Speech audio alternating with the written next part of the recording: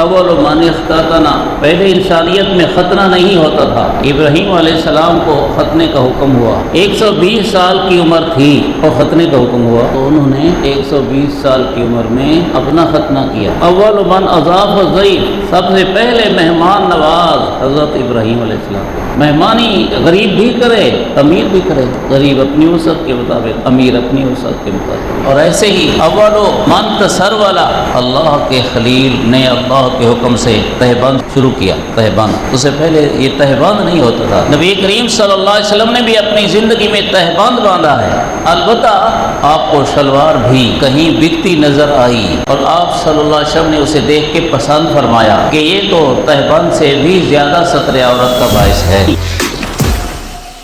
اما بعد فاعوذ باللہ من الشیطان الرجیم، بسم اللہ الرحمن الرحیم۔ وَإِذِ ابْتَلَىٰ إِبْرَاهِيمَ رَبُّهُ بِكَلِمَاتٍ فَأَتَمَّهُنَّ قَالَ إِنِّي جَاعِلُكَ لِلنَّاسِ إِمَامًا قَالَ وَمِن ذُرِّيَّتِي قَالَ لَا يَنَالُ عَهْدِي الظَّالِمِينَ فبشرناه بغلام حليم فلما بلغ معه السعي قال يا بني إني أرى في المنام أني أذبحك فانظر ماذا ترى قال يا أبت افعل ما تؤمر ستجدني إن شاء الله من الصابرين۔ اللہ کے خلیل حضرت سیدنا ابراہیم علیہ السلام بہت عظیم ہستی ہیں۔ ہمارے علماء نے لکھا ہے کہ سارے نبیوں میں افضل حضور نبی کریم صلی اللہ علیہ وسلم ہیں، اور حضور صلی اللہ علیہ وسلم کے بعد اگر کسی کا درجہ ہے تو حضرت ابراہیم علیہ السلام، پھر حضرت موسیٰ، پھر حضرت عیسیٰ علیہ السلام۔ اللہ تعالیٰ نے حضرت ابراہیم علیہ السلام کو اپنا خلیل بنایا۔ خلیل کا معنی محبوب اور محب، یعنی وہ کہ جس کے رگ و ریشہ میں محبت الہی رچ بس گئی تھی۔ یہ بھی ایک مستقل سبب ہے کہ ہم مسلمان اللہ کی محبت سیکھیں، اسے اپنے علم، عمل، دل و دماغ پر لائیں، کیونکہ وہ بہت بڑے منعم ہیں، خالق ہیں، رازق ہیں، مالک ہیں۔ اگر وہ ہمیں وجود نہ دیتے تو ہم کیسے آتے؟ وجود دیا، فسوا کا برابر بنایا، فعادل کا اعضاء مناسب بنایا، خوبصورت شکل میں انسان کو جوڑ دیا، فی ای صورت ما شاء رکب۔ حضور صلی اللہ علیہ وسلم جب آئینہ دیکھا کرتے تھے تو آپ نے دعا سکھائی، پڑھی اور سکھائی، اللہم حسن خلقی کما حسنت خلقی، اے اللہ میرے اخلاق بھی ایسے حسین بنا دے جیسے میری صورت حسین بنائی۔ اس کے رزق کے کتنے خزانے ہیں جو ہمارے لیے ہیں۔ اسبغ علیکم نعمہ ظاہرۃ و باطنہ، اس نے تم پر بہا دی اپنی نعمتیں، کوئی ظاہری نعمتیں ہیں، کوئی چھپی نعمتیں ہیں، تو اس لیے اللہ کی محبت اللہ کا حق ہے۔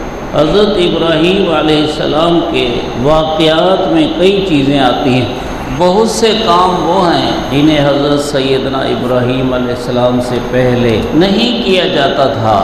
اللہ تعالیٰ نے حضرت ابراہیم علیہ السلام سے ان کاموں کو شروع فرمایا۔ مختلف حدیثیں ہیں۔ اول من اختتن، پہلے انسانیت میں ختنہ نہیں ہوتا تھا، ابراہیم علیہ السلام کو ختنے کا حکم ہوا۔ 120 سال کی عمر تھی اور ختنے کا حکم ہوا، تو انہوں نے 120 سال کی عمر میں اپنا ختنہ کیا اور پھر جاری فرمایا۔ یہ بھی شریعت کا ایک مستقل عمل ہے۔ اول من اضاف الضیف، سب سے پہلے مہمان نواز حضرت ابراہیم علیہ السلام۔ وہ کوشش فرمایا کرتے تھے کہ جب تک کوئی مہمان نہ ہو کھانا نہ کھائیں۔ مہمان کو تلاش کرنے کے لیے، کسی بھوکے کو تلاش کرنے کے لیے بعض اوقات وہ کئی میل گھوما اور پھرا کرتے تھے کہ کوئی کھانے والا ایسا ملے جس کو اپنے ساتھ کھلاؤں۔ یہ مکارم اخلاق میں سے ہے، عمدہ اخلاق میں سے ہے، مہمان کی مہمان نوازی۔ عرب میں مشہور ہے، وہ مہمان نواز تھے۔ ایسے ہی اگر آدمی سے اچھا کھانا مہمان کے لیے تیار نہ ہو سکے تو کوئی حرج نہیں، جیسا کھانا تیار ہو ویسے ہی مہیا کرے۔ مہمان کے آنے میں تکلفات نہ ہو سکے تو نہ کرے، ہو سکیں تو اچھے سے اچھا کھانا تیار کرے۔ کوئی صاحب وسعت ہوتے ہیں، کوئی غریب ہو، مہمانی غریب بھی کرے، امیر بھی کرے، غریب اپنی وسعت کے مطابق، امیر اپنی وسعت کے مطابق۔ تو اللہ کے خلیل سب سے پہلے وہ ہیں جنہوں نے مہمان نوازی شروع کی۔ ایک قصہ ان کا لکھا ہوا پڑا ہے کہ ایک دفعہ مہمان کی انتظار تھی، بڑی مشکل سے ایک آدمی ملا، اسے کہا کہ آؤ میرے ساتھ کھانا کھاؤ، وہ آ گیا۔ جب دسترخوان پہ بیٹھے تو اللہ کے خلیل نے فرمایا بسم اللہ پڑھ کے کھاؤ۔ اس نے کہا بسم اللہ نہیں جانتا، میں یہ پڑھے بغیر کھاؤں گا۔ اللہ کے خلیل نے دسترخوان سے اٹھا دیا کہ جو اللہ کا نام نہ لے وہ میرے دسترخوان پہ نہ کھائے۔ پھر وہی خداوندی آئی، میرے خلیل اس کی اتنی عمر ہو گئی اور میرا نام نہیں لیا کرتا اور میں صبح شام اس کو کھلاتا ہوں، ایک دن اگر تمہارے پاس آ گیا اور میرا نام نہ لیا تو آپ نے دسترخوان سے اٹھا لیا۔ تو فوراً اس کو تلاش کرنے کے لیے نکلے، بڑی مشکل سے ملا، دوبارہ اس کو لے آئے دسترخوان پر، آؤ۔ اس نے کہا کہ پہلے مجھے بتاؤ، پہلے مجھے اٹھایا تھا، اب مجھے تلاش کر کے بزور زبردستی لے جا رہے، دسترخوان پر بٹھاتے ہو، کیوں؟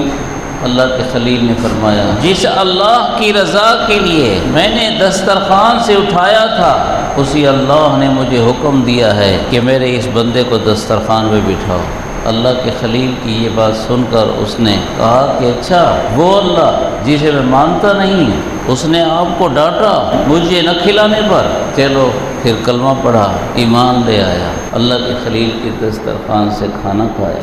اور ایسے ہی اولو منتصر والا پہلے نامعلوم کس انداز کے لباس استعمال ہوا کرتے تھے، اللہ کے خلیل نے اللہ کے حکم سے تہبند شروع کیا۔ تہبند اس سے پہلے یہ تہبند نہیں ہوتا تھا، ہو سکتا ہے شاید ایک بہت بڑی چادر ہو، بس اسی کو لپیٹ کے زندگی گزارا کرتے تھے۔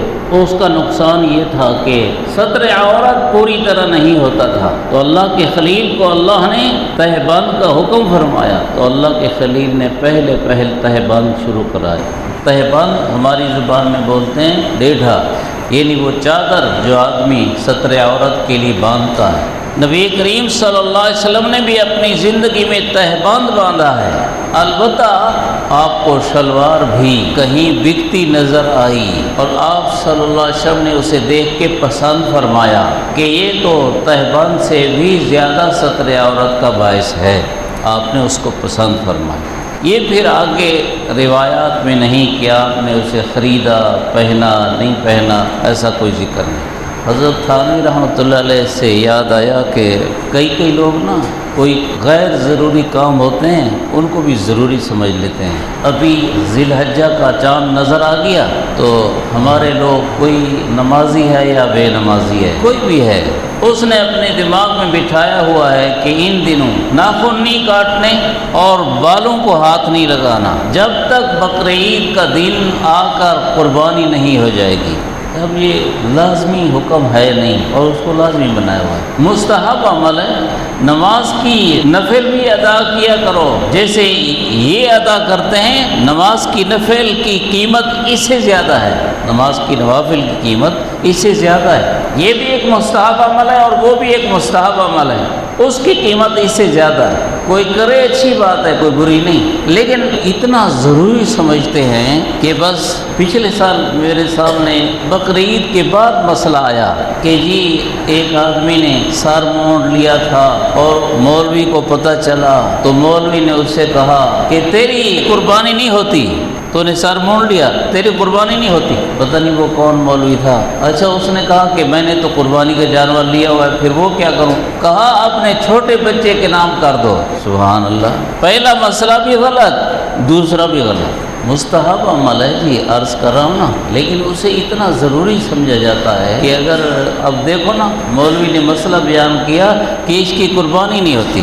ایک مسئلہ یہ غلط کیا بھی اگر کوئی ناخن کاٹ لے، کوئی بال کاٹ لے تو اس کی قربانی نہیں ہوتی، یہ بھی کوئی بات ہوئی۔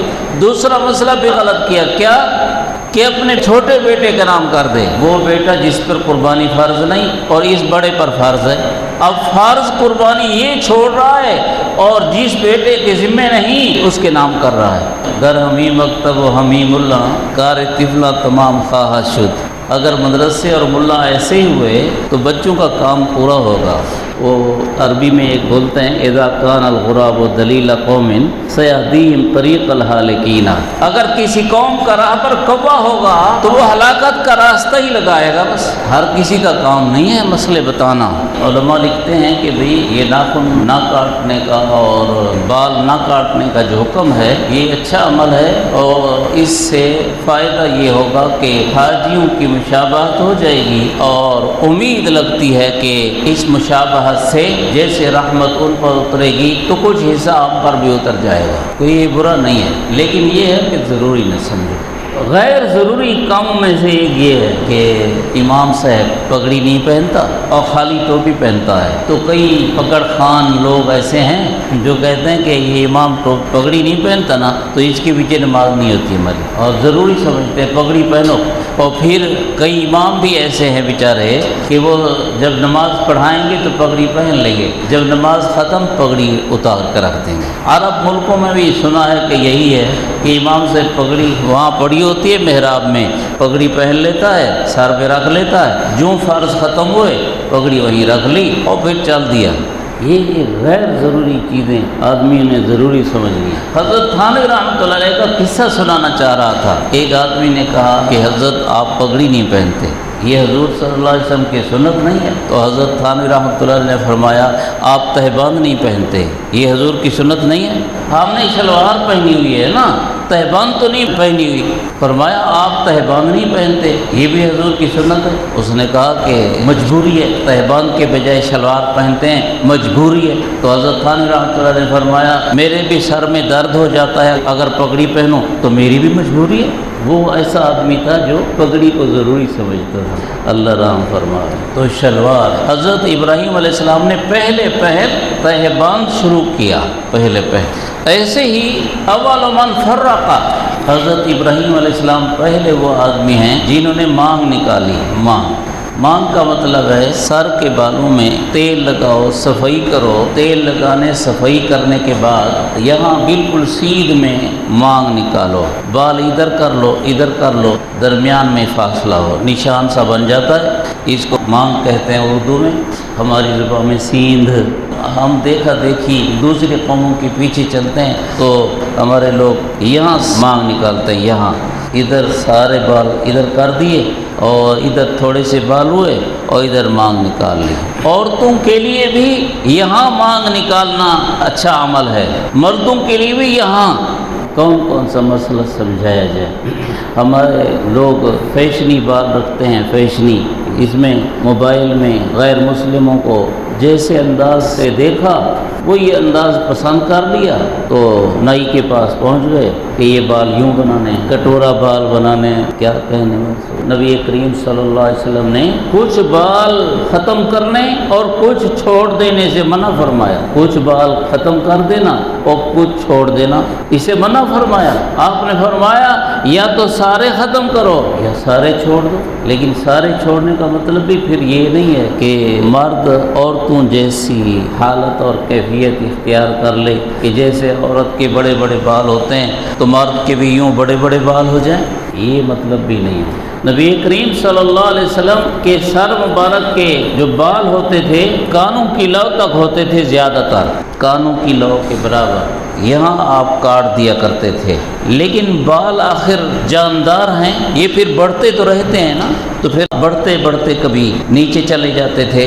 لیکن نیچے چلے جانے کی آپ کی، نیچے کرنے کی آپ کی عادت نہیں تھی. عادت آپ کی یعنی سنت وہ تھی کانوں کی لو کے برابر. جنگیں، جہاد، مصروفیات، اسفار، یہ مختلف حالات آپ صلی اللہ علیہ وسلم کو پیش آیا کرتے تھے جس کی وجہ سے بالوں کو کاٹنا اس میں دیر ہو جاتی تھی. دیر ہونے کی وجہ سے بال بڑھ جاتے تھے. لیکن آپ کی عادت مبارک کیا تھی؟ کانوں کی لو تک. جب بڑھ جاتے تھے پھر برابر کر لیتے تھے جب موقع ملتا تھا. ایسے ہی آپ صلی اللہ علیہ وسلم نے حکم دیا یہ جب بال رکھو تو ان بالوں کا اکرام کرو، من کان لہ شعر فلیکرمہ، جس کے بال ہوں وہ بالوں کا اکرام کرے۔ کیا مطلب؟ صفائی ستھرائی رکھے، کنگھی کیا کرے اور ان میں تیل لگایا کرے۔ حضرت علی رضی اللہ عنہ گنجے ہوا کرتے تھے، حضور صلی اللہ علیہ وسلم بال رکھتے تھے لیکن حضرت علی رضی اللہ عنہ گنجے ہوا کرتے تھے۔ تو کسی نے عرض کیا کہ حضرت حضور صلی اللہ علیہ وسلم تو بال رکھا کرتے تھے اور آپ گنجے ہوتے ہیں۔ فرمائے صفائی ستھرائی کی خاطر، تاکہ مصروفیات زیادہ ہونے کی وجہ سے سر صفائی ستھرائی سے رہ نہ جائے، اس لیے حضرت علی رضی اللہ عنہ گنجے ہو جایا کرتے تھے۔ تو جس آدمی کو جیسی سہولت ہو، لیکن اگر سر کے بال رکھنے بھی ہیں تو ایک تو شریعت کے حکم کے خلاف نہ رکھو، غیر مسلموں کا طرز نہ اختیار کرو، جائز حد تک رکھو، بہت بڑے نہ کرو، مانگ یہاں نکالو اور تیل لگایا کرو، کنگھی کیا کرو۔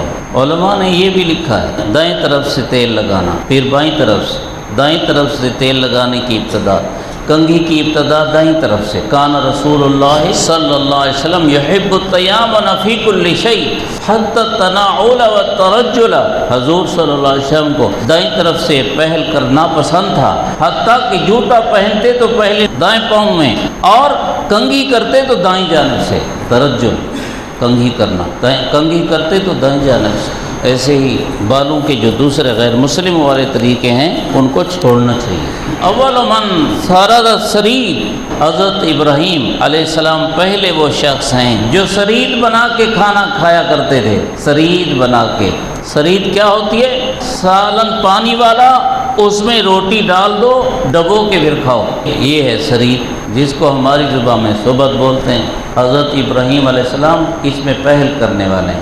نبی کریم صلی اللہ علیہ وسلم کی ایک حدیث ہے، فضل عائشہ علی النساء کفضل سرید علی سائر الطعام، فرمایا ام المومنین عائشہ صدیقہ باقی عورتوں کے مقابلہ میں ایسے افضل ہیں جیسے سرید کھانا سارے کھانوں سے افضل ہے۔ آپ صلی اللہ علیہ وسلم نے ارشاد فرمایا سرید کھانا سارے کھانوں سے افضل، ایسے ہی ام المومنین عائشہ صدیقہ ساری عورتوں سے افضل رضی اللہ تعالی عنہا۔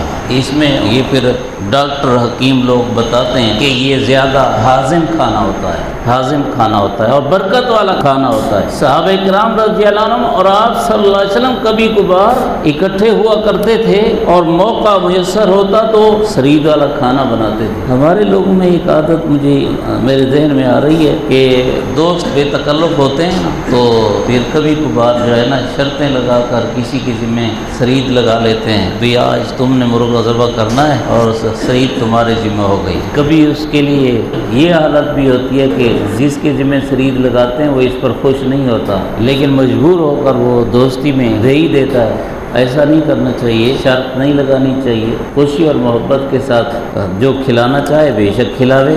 اور اگر ایسے تقسیم کی ہوئی ہے کہ مثلا سارے دوست بے تکلف ہیں اور ہیں بھی وسعت طاقت والے کہ بھی آج میں کھلاتا ہوں، کل تو کھلا، پرسوں تو کھلا، اس طرح سے، تو اگر وہ طاقت والے ہیں اور ان میں سے کوئی بھی ناخوشی سے کھلانے والا نہیں ہوگا بلکہ سب خوشی سے کھلانے والے ہوں گے تو کوئی مسئلہ نہیں۔ دوستوں میں بہت دفعہ بے تکلف ہی ہوا کرتی ہے۔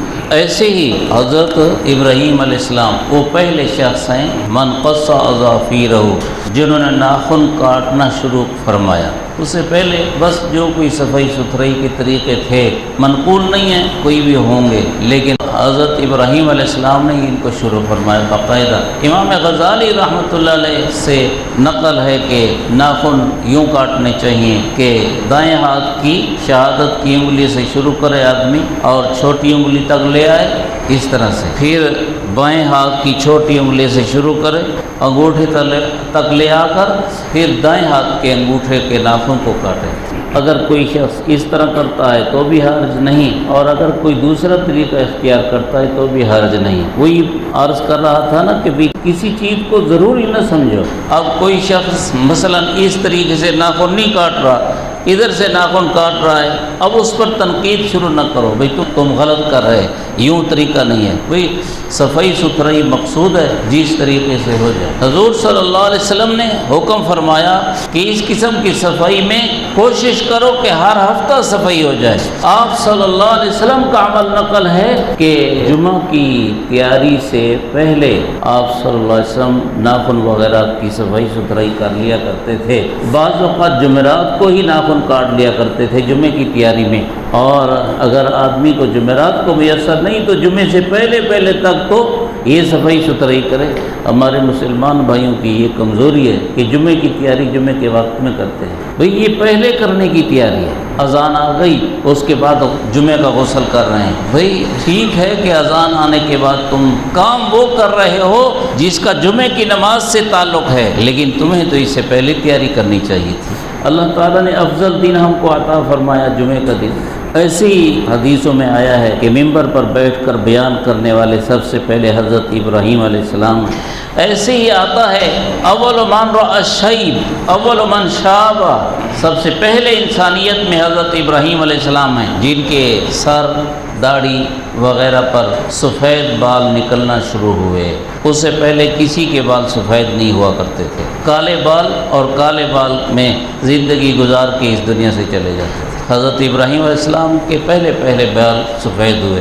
انہوں نے ایک سفید بال دیکھا تو اللہ تعالیٰ سے عرض کیا، یا اللہ یہ کیا ہے، یہ جو بال سفید ہو رہے ہیں یہ کیا ہے؟ تو اللہ تعالیٰ نے فرمایا وقار المؤمن، یہ مومن کی عزت و وقار ہے، سفید بال مومن کی عزت و وقار ہے۔ تو اللہ تعالیٰ سے عرض کیا اللہ مفزد وقاری، یا اللہ اچھا پھر اس میں اضافہ فرما لے، میرے بال زیادہ سفید ہو جائیں تاکہ میری عزت و وقار بڑھ جائے۔ حضور صلی اللہ علیہ وسلم کی ایک حدیث ہے لا تنتف الشیب فإنہ نور المسلم، سفید بال اکھیڑ نہ دیا کرو، یہ مسلمان کا نور ہے۔ ایک حدیث پاک میں اس کی مزید تشریح یوں آئی، آدمی کے جتنے بال سفید ہوں گے قیامت کے دن روشنی اتنی ملے گی، ہر بال گویا کہ آدمی کے لیے ٹیوب لائٹ کا کام دے گا، روشنی عطا ہوگی۔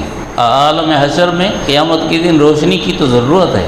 یوم تری المؤمنین والمؤمنات یسعی نورہم بین ایدیہم وبایمانہم، اللہ تعالیٰ فرماتے ہیں قیامت کے دن تم دیکھو گے مومنین کا نور ان کے آگے دوڑ رہا ہوگا، ان کے دائیں دوڑ رہا ہوگا، ہر طرف دوڑ رہا ہوگا۔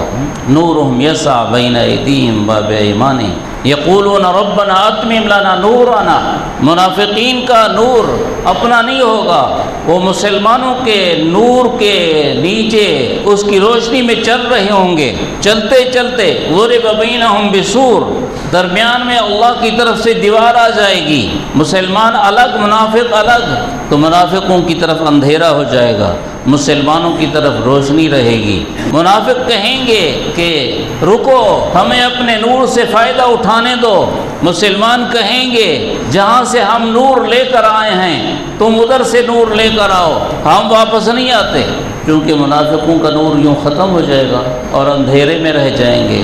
اس لیے مسلمان جب اپنے ساتھ نور لیے ہوئے ہوں گے تو وہ دعا کریں گے ربنا اتمم لنا نورنا، اے ہمارے رب ہمارے نور کو پورا فرما، منافقوں کی طرح ہمارا نور بجھ نہ جائے، ایمان کی روشنی، نیک اعمال کی روشنی۔ اب یہ سفید بال کیا ہیں؟ یہ نور کا باعث ہوں گے۔